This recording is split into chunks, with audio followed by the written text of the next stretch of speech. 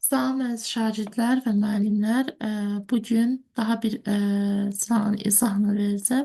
İzaha keçməmişdən əvvəl qeyd edeyim ki, həm müəllimlərin işə qəbul imtahanı üçün, həm də sertifikasiya, eyni zamanda bloka hazırlaşan abituriyentlər üçün yeni sınaq qrupu açılacaq. Sınaq qrupunda yalnız sınaqlarla təkrar, bütün bölmələri təkrar edəcəyik və bu imtahana qədər davam edəcək. Hər dərs bir sınaq. Ətraflı məlumat üçün əlaqə nömrəsi qeyd edəcəm videonun altına. WhatsApp nömrəsi ilə əlaqə saxlaya bilərsiniz. Sınaq 3-ə qədər, daha doğrusu sınaq 1, bəli, sınaq 3-ə qədər kanalda video izah var. Sınaq 4-ün izahına baxaq. Deməli, mövzu kompüterin aparat təminatı, proqram təminatı, əməliyyat sistemidir. Sınaq 4-ümüz. Deməli, tətbiqi proqram təminatına aid olanları müəyyən edin.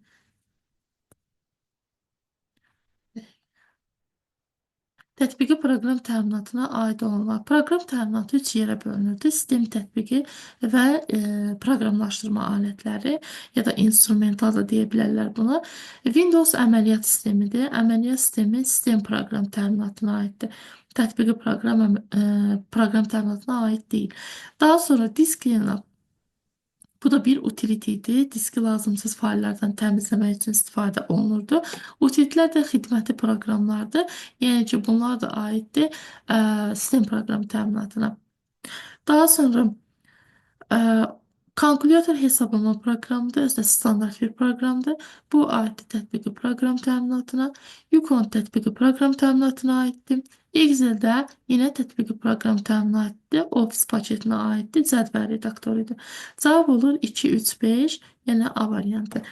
Qrafik redaktorlara aid olanları müəyyən edin. Qrafik redaktorlar tətbiqi proqram paketinə aiddir. Tətbiqi. Yəni bizdən tətbiqi proqram təminatına aid olanlar istəyir. Qrafiki redaktorlar özü də 3 yerə bölünürdü. Raster idi, vektor idi, hətta 4 deyə bilərik. Raster, vektor, fraktal, bir də 3 ölçülü. 3D və fraktal. Fraktal. Paint proqramı, baxın Paint olanlar raster'a aidlərdir. Raster düzə qrafikdir, deməli olur 1, 3, 4. Word söz deməkdir. Bu da ki, mətnlər üçün istifadə olunan sadə bir mətn proqramlardır. Access isə verilənlər bazasına aid olan proqramdır, yəni VBIS-dir. Qrafik redaktorlar Paint, sonra foto sözüdür, image sözüdür, CorelDRAW, Adobe Illustrator'dur. Bunların hər biri qrafik redaktorlara aiddir. 1, 3, 4 cavab olur A variantı. Yəni əzbər suallarda hər biri qayda kitabında var. Kursorun idarə olunması üçün klavişə aid deyil. Kursoru idarə edən 8 düymə var. 4-ü oxlardır, aşağı, yuxarı, sola, sağa düymələrdir. Daha sonra Home'dur, End'dir, Page Up'dır, Breakdown'dur. Amma Shift kursoru idarə edən düymələrə aid deyil. Kursoru idarə edən 8 düymə var. Xidməti klavişlərə aid deyil. Burada A hərfi yazılıb. A hərfi aiddir hərflərə. Bilir ki, klaviaturun üzərində hərflər var, sonra rəqəmlər var. Bunlar xidməti klavişlər sayılmır. 2 ilə 5 aid deyil və F3 düyməsi 4-də. F1-dən F12-yə qədər, F1-dən F12-yə qədər olan düymələr isə funksional düymələr deyirik. Funksional.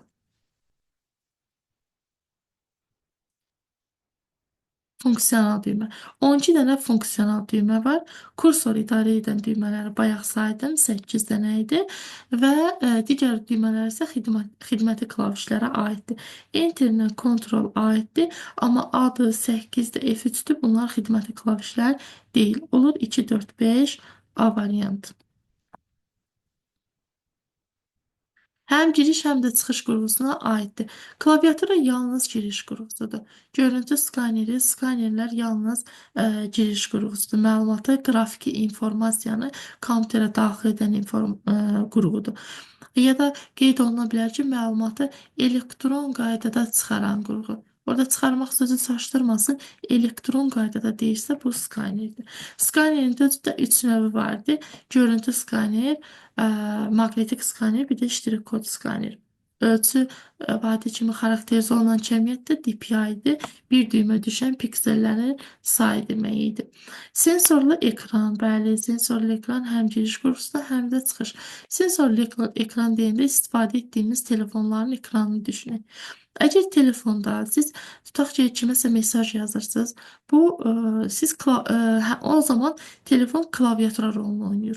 Demək ki, giriş qurğusudur. Amma məsələn açıb filmə baxsaz, demək ki, o zaman monitor rolunu oynayır. Monitor da çıxış qurğusudur. Demək sensorlu ekran həm girişdə, həm çıxış.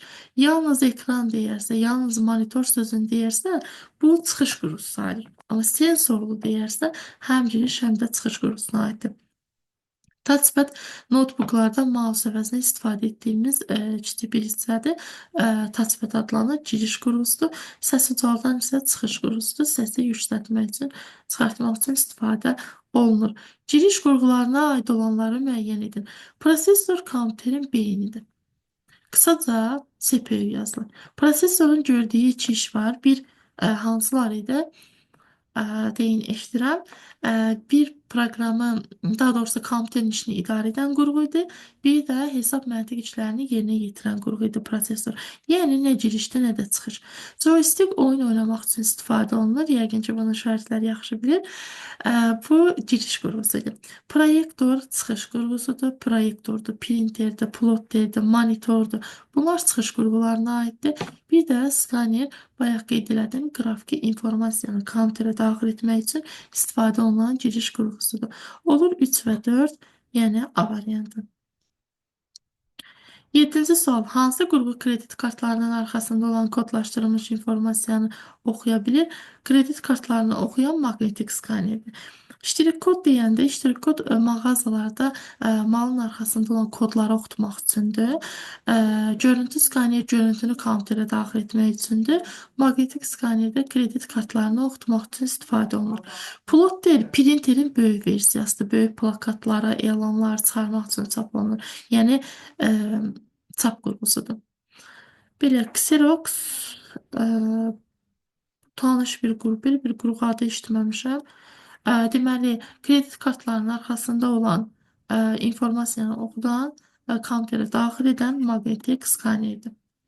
Hər hansı, yox, hansı səhifədə hissanın göstəricisinin formasını dəyişmək olar?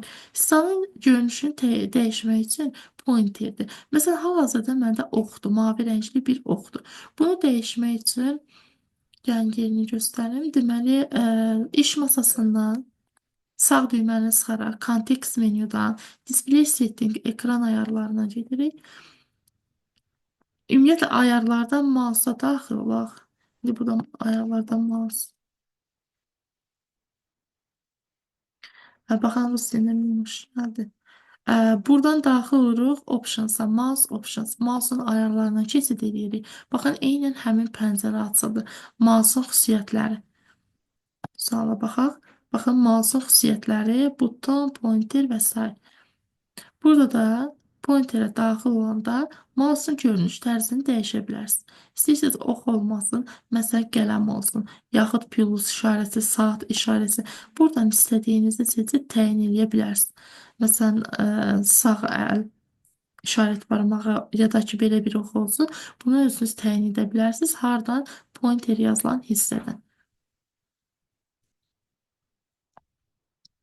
Deməli, cavab olur pointer B variantı. 9-cu sual. Monitorun növlərinə aid olanları müəyyən edin. Monitorun növləri. Matrisli printer deyirik. Bu printerin növüdür. İştirik kod skaner deyirik. Skanerin növüdür. Maye kristal, elektron şüa borlu və LCD. Bunlar monitorun növüdür. Və ilk yaranan monitorda elektron şüa borlu monitorda insan sağlamlığı üçün zərərsiz bir monitor növüdür. Cavab olur A variantı. Monitor özü də çıxış qurğusudur. Printerin növünə aid az əvvəl dedim, matrisli printerin növüdür, lazerli printerin növünə aid deyil. Onu istəyir. Matrisli ilə lazerli printerin növüdür. Görüntü skanerin növüdür. İştirik kod skanerin növüdür. LCD də monitorun növünə aiddir. Cavab olur 2, 3, 4, yəni A variantı. 11-ci sual. Giriş qurğularına aid deyil. Giriş qurğularına web kamera giriş qurğusudur. Çünki kamera ətrafı çəkir və kompüterə daxil edir. Biz həmin video görüntüyə kompüterdə baxırıq. Demək ki, məlumat kompüterə daxil olundu. Optik disk yaddaşdır. Operativ yaddaş bu RAM-ın digər adıdır. Yaddaş qurğusudur. Ana lövhə heç birinə aid deyil. Nə girişdir, nə çıxışdır. Ana lövhə kompüterin vacib hissəsindən biridir. Buna sistem lövhəsi, sistem platası da deyirlər. Bütün daxili yaddaşlar ana platanın üzərində yerləşir. Qrafiki planşet digər adı digitizerdir. Digitalizer. Baxın, hal-hazırda ekranda yazı yazmağıma kömək edən bu qələmi olan qurğu digitalizerdir, yəni qrafiki planşetdir. Yəni, mən həmin qurğu vasitəsilə, qələmi vasitəsilə kompüter məlumatı, bu yazıları daxil edə bilirəm. Demək ki, giriş qurğusudur. Bizdən olmayanları istəyir. 2, 3, 5 cavab olur D variantı. Proqram təminatının növünə aid deyil. Proqram təminatları 3 yerə bölünür. Sistem proqramları, tətbiqi proqramlar və proqramlaşdırma alətləri. Bəzi kitablarda bunu müəllimlər bilər, instrumental deyə yazırlar, abituriyentdə yazmırlar. Abituriyentdə adlanan proqramlaşdırma alətləri, amma müəllimə aid kitablarda yazılır instrumental deyə. Proqram təminatı bunlardır. Sistem, tətbiqi və proqramlaşdırma. Demək, utilitlərə aid deyil. Utilitlər sistemin içərisində olan bir hissədir. Proqram təminatının növü deyil. Aksesdə proqram təminatının içərisində tətbiqi var. Tətbiqiyə daxildir verilənlər bazası. Verilənlər bazasına aid olan proqramlardan biri də aksesdir. Demək, bu onun növü deyil. Cavab olur 2 və 4 C variantı. Əməliyyat sistemlərinə aiddir. Əməliyyat sistemi MS-DOS-dur. Sonra macOS'dur. Başqa hansılar idi? Yadımıza salaq. Windows'dur, Unix'dir, Linux'dur, Android'dir. Bunlar aiddir əməliyyat sisteminə. Paint olan, P olan bunlar qrafiki redaktorlardır və tətbiqi proqrama aiddir. Access-də verilənlər bazasıdır. Bu da tətbiqi proqramlara aiddir. Əməliyyat sistemi olur MS-DOS və macOS. 1, 3 A variantı.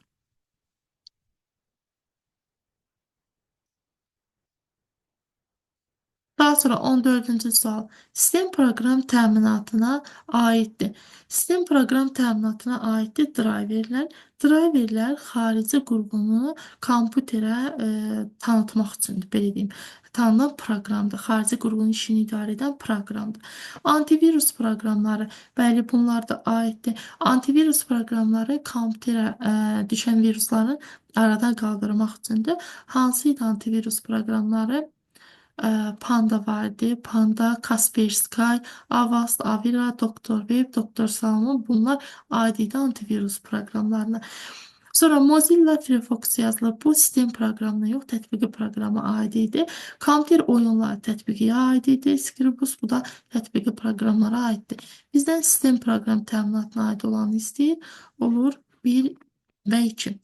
Bu səhv etmirəmsə tərcümə lüğət proqramında vardı. Scribus proqramı.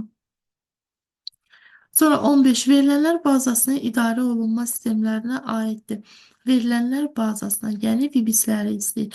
Access idi, MySQL idi.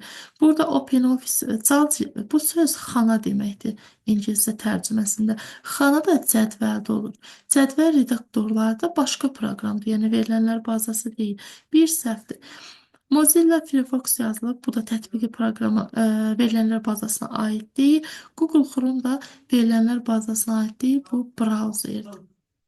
Google Chrome'dur, Mozilla'dır, Opera'dır. Bunlar brauzerə aiddir. Verilənlər bazası Access'dir, MySQL'dir. Bir də Oracle var idi abituriyent kitabında. Müəllim kitabında bu sıra artır. Database olur, sonra yox, bir dəqiqə, database'dir. DBase yazılır qısa olaraq verilənlər bazasına. MySQL-i burada bunu deyəcəkdim. SQL əgər yalnız verilərsə, yəni yanında my hissəsi olmazsa, o zaman bu dildir. Verilənlər bazası deyil. Mütləq yanında MySQL my hissəsi də olmalıdır ki, verilənlər bazasına aid olan proqram olsun. Cavab olur 2, 4, B variantı. 16. Proqramlaşdırma alətlərinə aid olanı seçin. Proqramlaşdırma alətinə aid olan loqodur, proqramlaşdırma dilidir. Sonra bir də Pascal'la Python'dur. Python-ı öyrənirik. Həftədə bir dəfə olmaqla həm abituriyent, həm də müəllimlər üçün Python-ı keçirik. Bundan məlumatlısınız, nə iş gördüyünü, necə işlədiyini. Deməli, Pascal istifadə olunmur abituriyent üçün də müəllimlər üçün öyrənmirik. Loqo müəllimlər öyrənir. Məktəbdə də şagirdlərə öyrədirik, amma abituriyentə blokda düşmür. Loqo alt loqo proqramlaşdırma dilidir. Ekranda tısbağa hərəkət edir və müəyyən komandalar vasitəsilə hansısa fiqurları çəkmiş olur. Photoshop qrafiki redaktorlara aiddir. Bu tətbiqi proqramdır. Oracle da az əvvəl dedim, verilənlər bazasına aiddir, tətbiqi proqramdır. Olur 1, 2, 4, B variantı. Proqramlaşdırma alətlərinə aid deyil. C++ bu proqramlaşdırma alətidir. Adobe alətinə aid olmayan istəyir. Adobe InDesign bu tətbiqi proqramdır. Proqramlaşdırma alətinə aid deyil. OpenOffice Write bu yazmaqdır, yəni mətn redaktoruna aid olan bir proqramdır. O da tətbiqiyə aiddir. Proqramlaşdırmaya aid deyil. Basic proqramlaşdırma dilidir. Ora aiddir və PowerPoint də tətbiqi proqramdır. Təqdimat hazırlamaq üçün istifadə olunur. Aid olmayanlar 2, 3, 5-dir. 2, 3, 5-in hər biri tətbiqiyə aiddir. Tətbiqi proqram paketinə aiddir. 18. Tətbiqi proqram təminatına aiddir daha doğrusu. Tətbiqi proqram təminatına aid deyil. MacOS əməliyyat sistemidir. Basic proqramlaşdırma dilidir, o proqramlaşdırma alətinə aiddir. Linux əməliyyat sistemidir. Bayaq bu tərəflərdə olan suallarda əməliyyat sistemlərini saydım. Olur 3, 4, 5, Y variantı. Tətbiqidir, tətbiqidir. Bu da tətbiqidir. Təqdimat hazırlamaq üçün istifadə olunur. Cavab olur 3, 4, 5, Y. Fərdi kompüterlərin növünə aid olanları müəyyən edin. Fərdi kompüterlərin masaüstü, dizüstü, bir də planşet deyə növü var. 1, 2, 5 D variantı. Sensorlu ekran bu monitorun növüdür. Lazerli də printerin növüdür. Kompüterin növü deyil. 20-ci sual. Windows əməliyyat sistemində mümkün olan fayl adları. Fayl adlarında bəzi simvollar vardır ki, onlardan istifadə etmək olmazdı. Ümumiyyətlə, faylın adı 2 hissədən ibarət olur. Bir faylın adı, öz adı, bir də onun genişlənməsi ya da tipi və yaxud da uzantısı da deyə bilər. Faylın adında maksimum 255-ə qədər simvol ola bilərdi. Və faylın adında müəyyən simvollar var ki, onlardan istifadə etmək olmaz. Bu siləş işarələrdir. Baxın, bu xətlərdir. Qoşa nöqtədir, ulduzdur, sual işarəsidir, dırnaqlardır və böyüklük, kiçiklik işarələrindən istifadə etmək olmaz. Böyük bərabərə icazə var, kiçik bərabərə icazə var. Bəzən çaşdırmaq üçün bunları qeyd edirik. Qoşa nöqtəyə icazə yoxdur, amma nöqtəli, vergülə icazə var. Bunlara diqqət edin. Deməli, bu simvollara icazə yoxdur. Yerdə qalan adını çəkdiyim simvollara icazə var. Burada silə işarəsi var, yanlışdır. Baxın, heç ət işarəsinin adını çəkmədim. Deməli, bu doğrudur. Burada bu simvollar yoxdur. Rəqəmə də icazə var. Qoşa nöqtədən istifadə edə bilmərik. Nida işarəsini də saymadım burada. Demək ki, nida işarəsində də icazə var. Yalnız buradakılara icazə yoxdur faillərin adında. Olur 1, 2, 5 A variantı.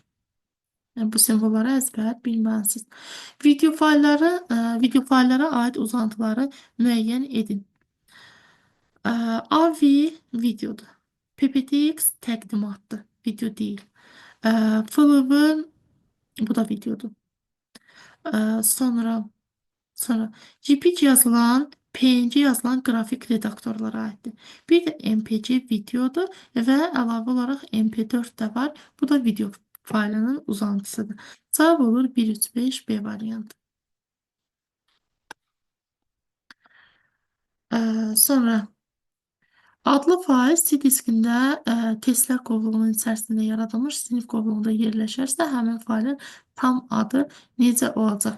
Demək, bu fayl C diskindədir. Yəni, iyerarxik strukturu quraq, ağacvari strukturu.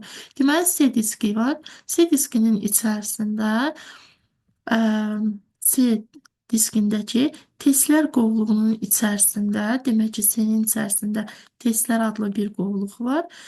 Testlər qovluğunun içərisində yaradılmış sinif qovluğunda yerləşərsə, testlərin içərisində sinif adlı bir qovluq var və həmin bu school adlı fayl gəlir sinif qovluğunun içərisinə yazılır. Bura atılır ki, th school.exe. İcra exe yazılanda icra olunan faildir. Bir də com var idi. İcra olunan faillərə aid idi. Yerləşərsə həmin failin tam adı. Bunun da ardıcıllığını istəyir. C testlər sinif school. C testlər sinif bir də school. Amma burada niyə B variantı olmasın? Çünki bu exe faili daxil icra olunan fail. Bu gətirib sonuna BMP yazıb səhvdir. Testlər, C testlər sinif school, eksi cavab olur A variantı. C variantı niyə olmasın? Çünki siniflərin içərisində testlər yazıb. Axı bu birinci testin içərisində sinif yaradılıb. Cavab olur A variantı. C variantı da oxşadı A variantına ona görə. Kompüterin parametrinə əsasən onun əməli yaddaşının həcmini gigabaytla müəyyən edin. Əməli yaddaşı istəyir. Əməli yaddaşın bir adı operativ yaddaşdır, digər adı müvəqqəti yaddaşdır və növbəti bir adı isə RAM-dır. RAM-ın tipi var. RAM-ın yəni növündən biri DDR-dir. DDR-in yanına 32 GB yazılıbsa, deməli əməli yaddaşın həcmi 32 GB-dır. Burada HDD yazılıb. HDD yazılıbsa 512 GB HDD xarici yaddaşdır. Bu 512 də onun yaddaşını göstərir. Yəni xarici yaddaşın tutumunu göstərir. Burada DDR daxili yaddaşı göstərir. O da 32 GB-a bərabərdir. Hansı variantdadır? Variant yoxdur. Cavab açıq tiplidir. Bizdən GB-la istəyir. Cavab olur 32. Hansı ifadələr doğrudur? Deməli, prosesorun tak tezliyi hertzdə ölçülür. Bəli, tak tezliyi nə idi? Kompüterin sürətini müəyyən edir. Tak tezliyin tərifi belə idi ki, kompüterin, prosesorun yerinə yetirdiyi əməliyyatların sayı. 1 saniyə ərzində yerinə yetirdiyi əməliyyat sayı. Bu tərifi əzbər bilməlisiniz, testlərdə düşə bilər. Saniyədə yerinə yetirilən əməliyyat sayı olur tak tezliyi. Tak tezliyin ölçü vahidi də hertzdir. Bir doğrudur. Sonra keş yaddaş kompüterin sərt diskində yerləşir. Keş yaddaş iki səviyyəli keş yaddaş var. Birinci səviyyəli və ikinci səviyyəli keş yaddaş. Birinci səviyyəli keş yaddaş prosesorun üzərindədir. İkinci səviyyəli keş yaddaş isə prosesorla RAM-ın arasında yerləşir. Sərt disk xarici yaddaşdır. Keş isə daxili yaddaşdır. Bu xarici yaddaşda yerləşə bilməz. Və prosesor deməli deyəcəkdim, fikrim yayındı. Keş yaddaş tərifini deyəcəkdim. Kompüterə müraciəti sürətləndirmək üçün istifadə olunan daxili yaddaşdır. Ana platanın üzərində yerləşir. Sonra üçüncüsü, SSD sərt diskində daha sürətlidir. SSD sərt diskdən daha sürətlidir. Bəli, xarici yaddaşlar içərisindən bir SSD-dir, birinci yerdədir və ikinci yerdə olan isə HDD-dir. Cavab olur 3. Yəni 3 də doğrudur. Xidməti proqramlar kompüterin sürət baxımından daxili yaddaşlarda deyim, qeyd götürün. Ən sürətli daxili yaddaş registrdir. Registrdən sonra keş yaddaş sürətlidir. Bunu yazdım ki. Keş yaddaşdır. Keş yaddaşdan sonra isə sürətli olan RAM-dır. Yəni sıralama belə gedir. Registr olmasa Registr olmasa keş yaddaşı olmalıdır variantda, keş olmasa RAM-ı götürürük. Xaricilərdən isə SSD ən sürətlidir, ikinci yerdə HDD-dir. Xidməti proqramlar kompüterin tətbiqi proqramına aid deyil, sistem proqramlarına aiddir. Bu da yanlışdır. Task Manager proqramı Task Manager proqramı vasitəsilə proqramın işini dayandırmaq olar. Bəli, doğrudur. Özü də qısa düyməsi var. Ctrl, Shift və Escape. Düymələrini ardıcıl sıxırıq. Baxın. Ctrl, Shift, Escape. Düymələrini ardıcıl sıxanda indi yazılardan bu görünməyəcək. Burada Baxın, Task Manager adlı bir pəncərə çıxıb. Əgər hansısa bir proqram donubsa, telefonda donanda bunu söndürüb yandırmaqla və sair yenidən başlatmaqla aradan qaldırmaq olur. Task Manager kompüterdə isə kompüteri söndürmək, yəni düymənin heç bir düymə işləmirsə kompüteri necə söndürək? Klaviatura üzərində olan düymədən də qəti şəkildə söndürmək olmaz. O zaman Ctrl Shift Escape düymələrini ardıcıl sıxırıq. Task Manager adlı pəncərə açılır. Hansı proqram donub? Məsələn, tutaq ki, burada Task Manager, məsələn, Windows yazılıb. Bu proqramda ilişib qalıb, donub. Onda bunun üzərinə tıklayıb restart, yenidən başlatıb vurduqda ya da işini sonlandırdıqda həmin proqram bağlanmış olur. Yəni donan proqramın işini dayandırmaq üçün istifadə olunur. Disk defragmenter proqramında diski defragmentləmək üçün istifadə olunur. Bəli, diski defragmentləmək, yəni tərifdə başqa cür tərif necə düşə bilər? Defragmentasiyanı yerinə yetirmək, bu bir. Optimallaşdırmanı yerinə yetirmək, iki. Və səpələnmiş faylları diskdə ardıcıl şəkildə yerləşdirmək üçün disk defragmenterdən istifadə olunur. Bu da 3. Cavab olur 1, 3, 5, 6. Gəlin bunun şəklində göstərim. Təsəvvür yaransa ki, nə deməkdir? Deməli, burada əməliyyat sisteminin içərisində yox. 2 dəqiqə hansı mövzu proqram təminatında.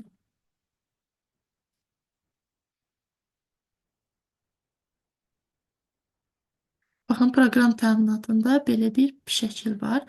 Disk defragmentasiya, defragmenter, defragmentasiyanı yerinə yetirir, yəni optimallaşdırmanı yerinə yetirir.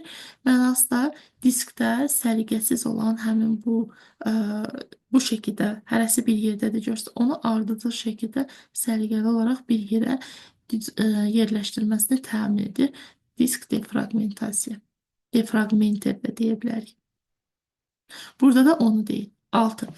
Deməli, cavab oldu 1, 3 düzüydü. 5-dən 6, 1, 3, 5, 6. Klasterin həcmi 8 kilobayt olarsa, hansı ölçülü faylların diskdə tutduğu yer eyni olacaq? Bircə dəqiqə. Klaster həcmi 8 olarsa, hansı ölçülü faylların diskdə tutduğu yer eyni olacaq? Bəli, bizdən istəyir ki, yəni 8-ə bölünən ədədlər. Nə vaxt eyni olar? Ədəd 8-ə bölünərsə. Deməli, 300 kilobaytlıq bir fayl. 300 kilobaytlıq faylı 8-8 hissələrə bölək. 8-8 hissələrə böləndə neçə tam düşür? 3 dəfə 8, 24. 60-da da neçə dəfədir? 7 dəfə. Bu eləyir 296 verməlidir, səhv bölmədimsə. Və orada bir 4 kilobaytlıq boş yer qalır. Yəni 37 klaster tam dolur. Bir 4 kilobaytlıq yenə qalıb faylda. Onun üçün məcbur bir dənə də klaster alırıq. Olur 38 klaster. 38 kilobayt yox, 38 klaster. Bəs bir klaster nə qədərdir? 8 kilobayt. 38-i 8-ə vursaq, yəni 38 klasterdir. Biri 8-dən olanda 38-i 8-ə vuranda eləyir 304. Görürsünüz, hazırlanan fayl 300 kilobaytdır. Amma diskdə 304 yer tutur. Deməli, eyni olmadı. Nə vaxt eyni olar? Həmin ədədə bölünərsə. 288. 288-i 8 klasterlərə bölsək, bizə 36 klaster lazımdır. Və 36 klasterin hər biri 8-dən 288 edir. Yəni, hazırlanan sənəd də 288-dir, diski yerləşdirəndə də 288 tutur. O zaman biz elə 8-ə bölünən ədədləri seçirik. Biri 72-dir, digəri də 216. Cavab olur 2, 4, 6. Faylın tam adının doğru olduğu ardıcıllığı müəyyən edin. Əvvəlcə disk gəlməlidir, yəni 2.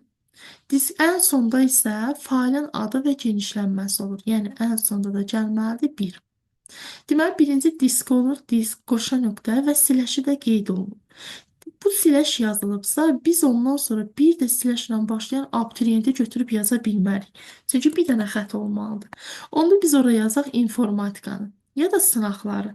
Əgər informatikanı yazıb, 4-ü yazıb, 4-dən sonra 3-ü götürsək, 2 dənə xəttlər yanaşı gələcək. Yəni 4-dən sonra 3 gələ bilməz. Deməli D yazılır. Sonra atılır informatika. Yazaq informatika. Yəni xəttə görə sınaqları yaza bilmirik. İnformatika yazılandan sonra 3-ü yaza bilmərik, çünki 3-də slash var. Artıq burada da bir dənə xətti var. Sınaqları götürüb yazırıq. Sınaqlar. Baxın, sınaqlar qovluğunun sonunda işarə yoxdur. O zaman biz əvvəlində işarə olandan başlamalıyıq. İşarə qoyulur və abituriyent yazılır. Deməli, birinci disk oldu. Sonra informatika, yəni 4. 4-dən sonra sınaqları yazdıq 5. 5-dən sonra abituriyent 3. 3-dən sonra da abituriyentdən sonra da genişlənməni yazırıq. Abituriyent.jpg qrafik fayl. 2, 4, 5, 3, 1 ardıcıllıq olur.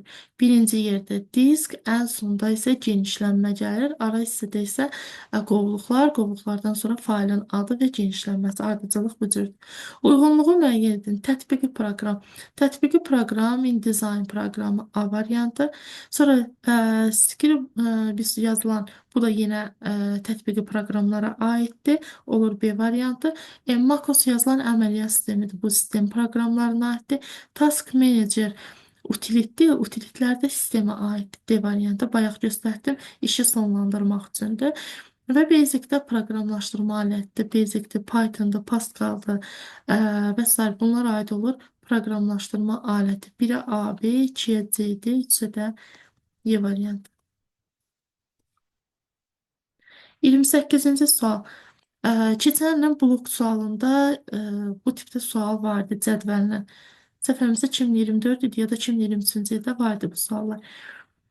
2 cədvəl sualı düşmüşdü hər ildə biri ya da hər blokda biri idi. Cədvəldə faillərin adları və onların informasiya həcmi verilib.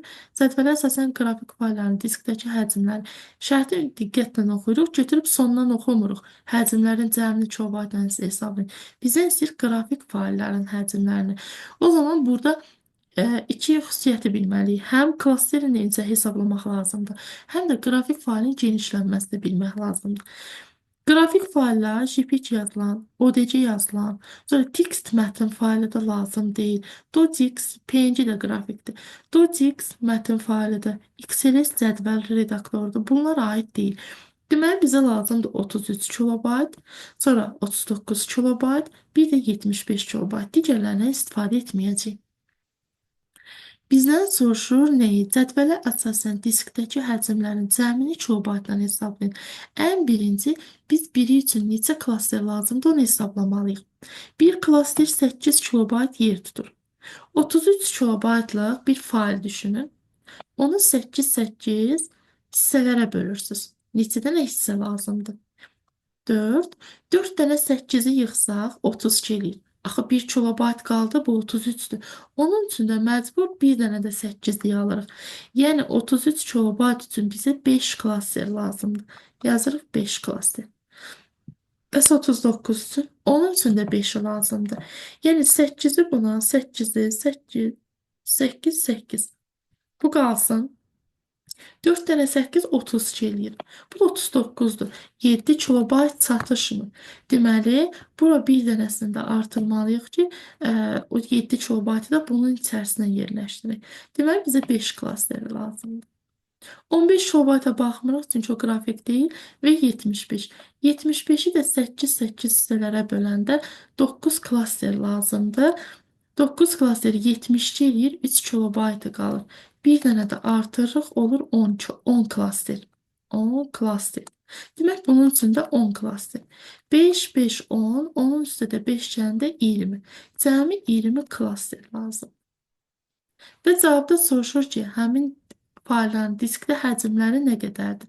20 klasteri vururuq 8 kilobayta, eləyir 160 kilobayt. Bircə dəqiqə qayıdıram.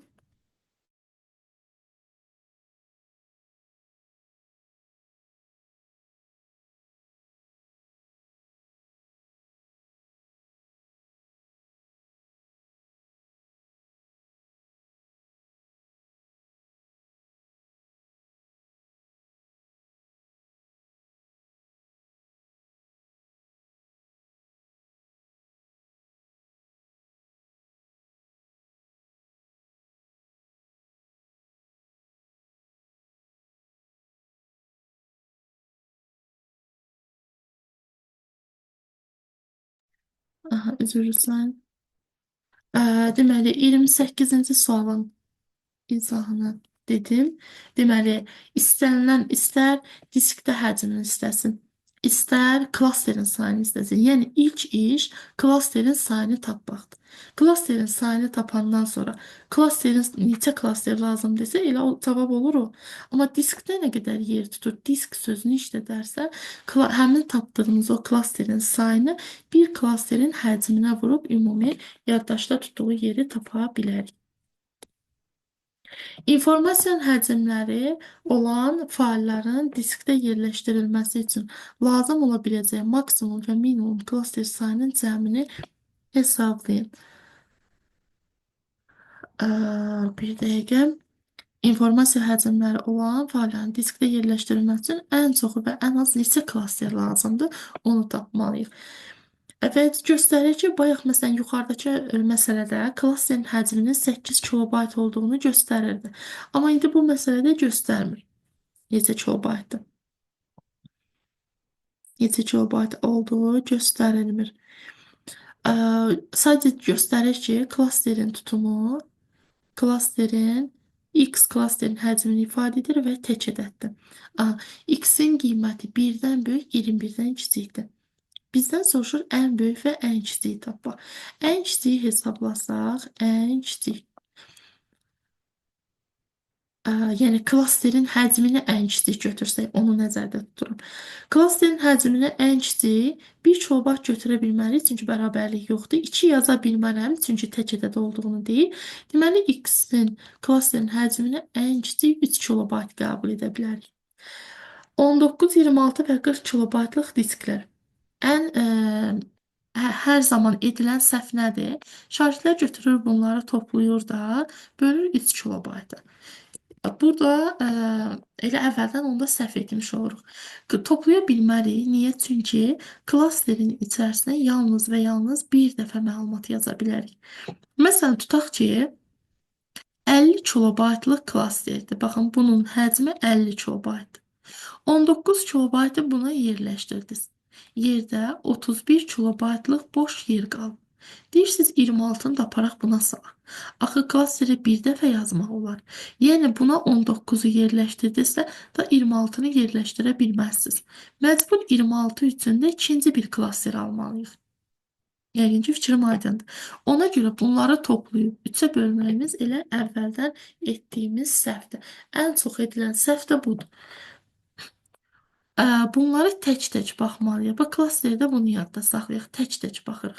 19 kilobaytda 3 klasterlərə bölünür. Düşünün, 19 kiloluq meyvə var. 3 yeşiklərə yerləşdirməlisiniz. Neçə yeşik lazımdır? Bu da eyni qayda. 19-u 3 böləndə 6 dənə klaster tam yerdə olur. Axı burada 1 kilobaytlıq yenə qalıb. Niyə onu götürüb kənara atmırıq ki? O 1 kilobaytı da yenə klasterə yerləşdirmək lazımdır. Deməli, o yerdə qalan 1 kilobayt üçün də bizə bir dənə də klaster lazımdır.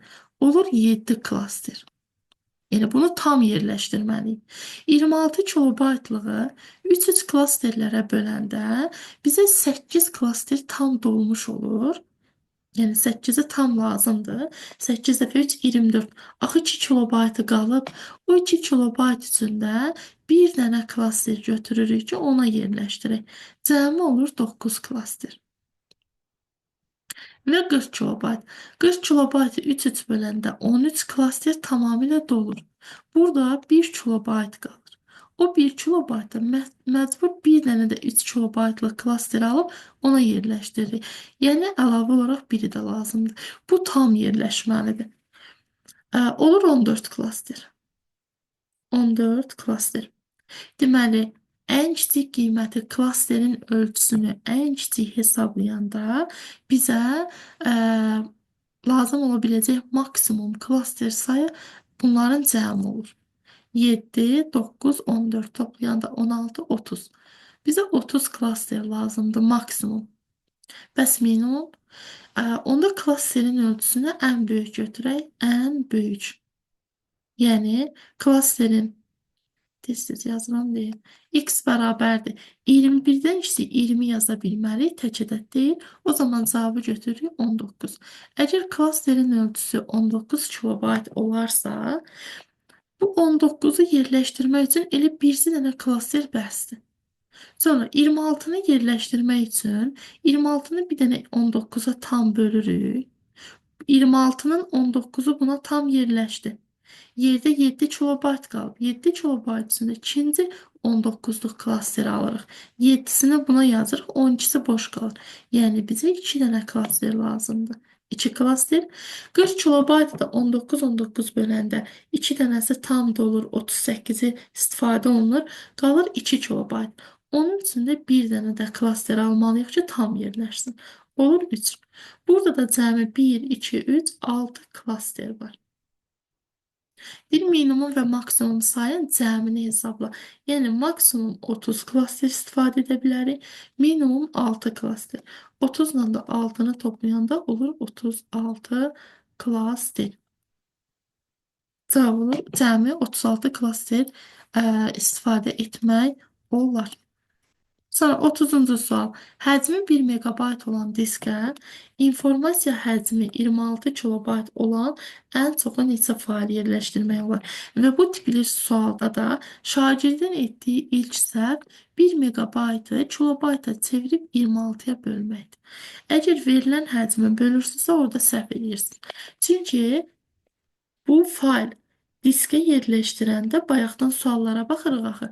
Diskdə tutduğu yerinin eyni olmur. Yəni ola da bilər, olmaya da bilər. Biz əvvəlcə klasterlərə yerləşdirməliyik. Görək 26 kilobayt diskdə nə qədər yer tutur? Sonra həmin ədəd 1 megabaytı həmin ədədə bölürük. Baxın, sanki bu hissə yoxdur. 26 kilobaytı klasterlərə bölmək üçün neçə klaster lazımdır? 26-nı 5-5 klasterlərə böləndə bizə 6 klaster lazımdır. Baxın, 5 kilobayt buna yerləşir. 5 kilobayt buna 10 oldu. Təzədən 5 kilobayt. 5, 5. Burada hər biri 5 kilobayt. 25 kilobayt edir. Axı bu 26-dır. 1 kilobaytı qalıb. Onun üçün də birini də almalıyıq. Olur 6 klaster. Yəni diskdə bir klaster də götür almalıyıq deyəndə belə düz çıxmır. 6 klaster lazımdır. Bəs 6 klaster diskdə nə qədər yer tutur? Bir dənəsi 5 kilobaytsa, 6 dənəsi də olur 30 kilobayt.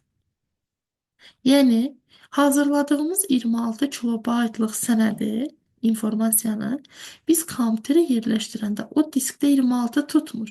Diskdə 30 kilobayt tutur. Və biz baxmalıyıq 1 megabaytlıq diskə neçədən 30 kilobaytı yerləşdirə bilərik? Bölürük 30 kilobayt. Megabayta kilobayta keçirməlisiniz 1024 kilobayt edir və bölürük 30-a. 1024-ü 30-a böləndə neçə tam yerləşir? Təqribi olaraq 90, 120, 34 dəfə yerləşir. Təxmini olaraq yerləşir 34 dəfə. 34-ü burada bir dənə kəsr qalır. 34-ə 4 kilobayt qalır. 4 kilobaytlıq yerə də 30 kilobayt yerləşdirmək mümkün deyil. Yəni təqribi bərabər edib 35 yazmayın. 4 kilobayt 34-də tam yerləşir. Diskdə 4 kilobayt boş yer qaldı. Failin həcmi də 30 kilobayt. 4 kilobayt 30-u yerləşdirmək mümkün deyil. Cavab olur 34. Deməli, diskə 34 dəfə yerləşdirmək olar. Və bir sual da var. Bir dəqiqə sona qədər oxumadım. Ən çox neçə fail yerləşdirmək olar? Və neçə klaster boş yer qalmaz? Nə? Deməli 34 dəfə həcmi 1 megabayt olan diskə informasiyanı ən çoxu neçə fail yerləşdirmək olar? Ən çox 34 fail yerləşdirmək olar tapdıq və davamı ilə ikinci bir sual var. Və neçə klasterdə boş yer qalmaz? Aha, neçə klaster doldu? Neçə klasterimiz tam istifadə etdik? Hə, diskin ümumi həcmini istəyir. 34 diskdə bir dəqiqə. Diskə 34 dəfə yaza bilirik. Bunu qeyd edeyim. 34 dəfə diskə yerləşdirmək mümkündür. 34 dəfə. Bir dəfəsində 30 kilobayt yer tuturdu. Amma bizdən klasterlə istəyir. 34 dəfə bir klasterin ölçüsündə ver 5 kilobayt. Onda 34-ü 5-ə vursaq, cəmi 170 kilobaytlıq klaster dolmuş olar. Yəni boş yer qalmaz deyil. 34 dəfə yerləşdirə bilirik. Bir klasterin ölçüsü də 5 kilobaytdır. Cəmi 170 kilobaytlıq yaddaş hissəsi, klaster hissəsi boş qalmır, dolur. Klasterdən istəyir. Amma nə qədər boş qalar desəydi, onda çıxardıq ümumi nəticədən. Cavab olur 2 sualdır, 2 cavab olur. Bir 34 dəfə yerləşdirmək olar. Bir də 170 kilobaytlıq yer boş qalmır. 170 kilobaytlıq yer dolmuş olur. Belə.